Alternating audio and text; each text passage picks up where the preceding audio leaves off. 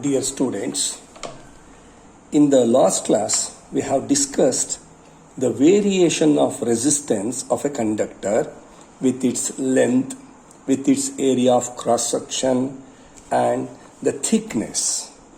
Today let us discuss the resistance of a system of resistors, that is the resistance of combination of resistors.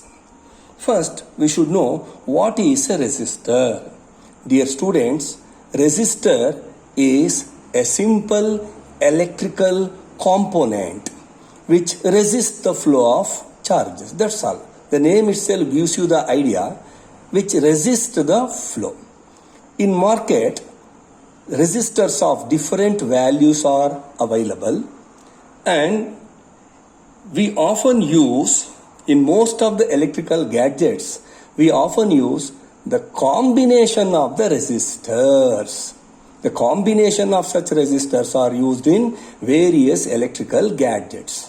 Why the combination of the resistors are connected in the electrical circuit? See, the main purpose is to get the required current and to divide the voltage, and it is used for other purposes also. But the main purpose of using the combination of resistors is to obtain the required current in the circuit and to divide the voltage. Basically, we have two types of combination of resistors. One is series combination, the other one is parallel combination. Dear students, we have basically two types of combination of resistors. One is series combination and another one is parallel combination. What is series combination? If different resistances, or we can say resistors of different values, are joined with each other such that there is only one path for the flow of electric current, then the combination is called series combination. See here, three resistors R1, R2 and R3 of same value, maybe of different values. They are connected in such a way that they provide only one path for the flow of electric current.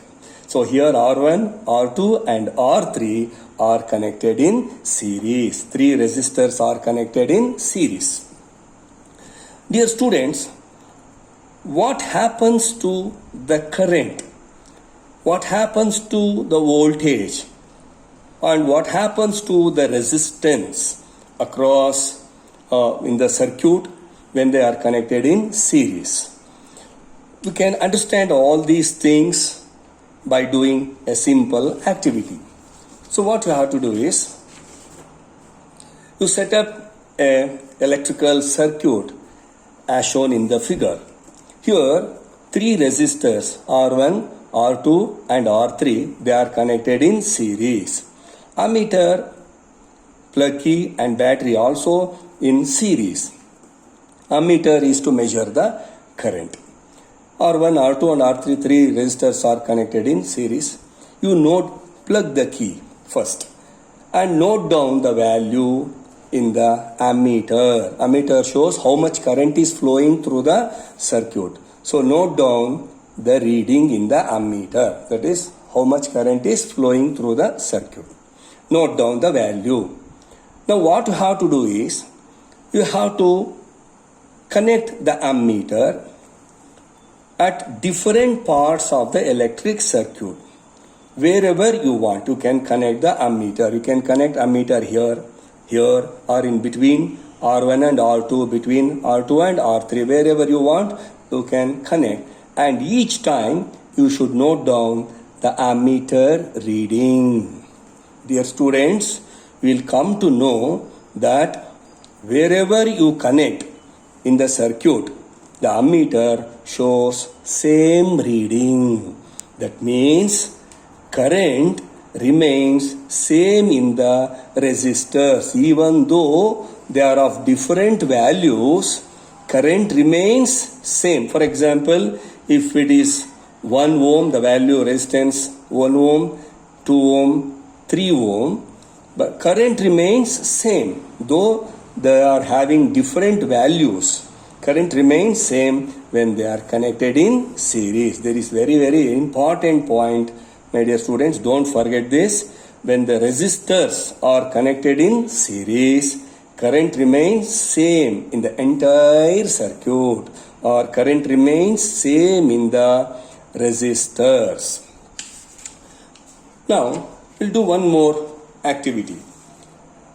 Now, what you have to do is connect.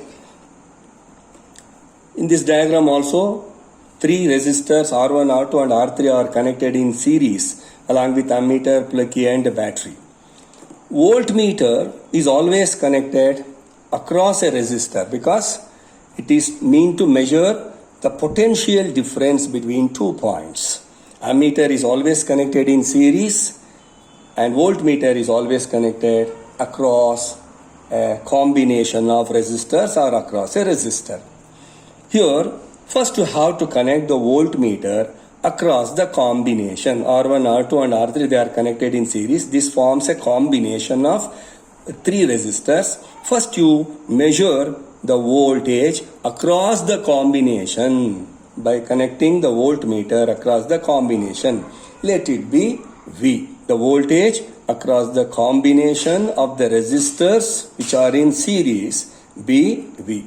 Now what you have to do is, now connect the voltmeter across R1 and note down the voltage across R1. Similarly, connect the voltmeter across R2 and R3 and note down the potential difference across the R2 and R3.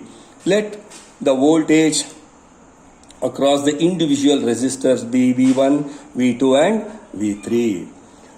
Dear students, if you observe the value of V, V1, V2 and V3, you will come to know that the voltage across the combination of resistors in series becomes equal to the sum of the voltage across the individual resistors. For example, the voltage across R1, R2 and R3, if it is 6 volts, if we add V1, V2, V3, then also you will get the voltage 6 volts. That means the voltage across the combination is equal to sum of the voltage across the individual resistors. See, you have to understand 2 points, dear students. In the first activity, you have noticed that the current remains same in the entire circuit. In the second activity, you have noticed voltage varies as the resistance varies when they are connected in series. And the third point is the voltage across the combination. Voltage varies and the voltage across the combination is equal to sum of the voltage across the individual resistors. That can be written like this. V is equal to V1, V2 and V3. Now let me apply Ohm's law. Voltage is the product of current and resistance. Let us apply the Ohm's law. Here what I have to write? I have to write IR. Current, I is current, R is the resistance, is equal to V1, that is voltage across R1.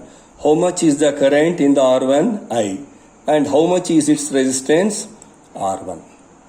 Next, voltage across R2 is, that is current is same and resistance is R2.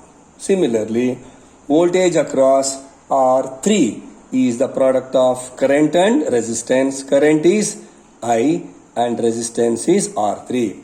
See, notice, dear students, current remains same. That's why I have written I, not I1, I2 and I3, because current remains same, only resistance varies. Now, I take I as common factor, R1 plus R2 plus R3. Can cancel R. So R is equal to R1 plus R2 plus R3. You can write RS. That is, when several resistors are joined in series, when they are joined in series, the resistance of the combination, or you can say equivalent resistance of the combination, that is RS, is equal to sum of their individual resistances. Have got the idea, dear students? When several resistors are joined in series, the resistance of the combination or equivalent resistance of the combination equal to sum of their individual resistances R1, R2 and R3. And you will notice one thing, that is the equivalent resistance is greater than any individual resistance. For example, here I have connected 3 resistors of values 1 ohm, 2 ohm and 3 ohm in series. See, what is the total resistance or equivalent resistance? RS is just the algebraic sum. That's all. R1 plus R2 plus R3. That is 1 plus 2 plus 3 gives you 6 ohm. The equivalent resistance is always greater than any individual resistance. 6, that is greater than 1, greater than 2 and greater than 3. So 3 things are very important, my dear students. In series combination, current remains same, voltage varies, and the voltage across the combination is equal to sum of the individual voltage across the individual resistors. And the third point is the equivalent resistance is equal to sum of the individual resistances. Tomorrow we will discuss the parallel combination. Thank you. Have a nice day.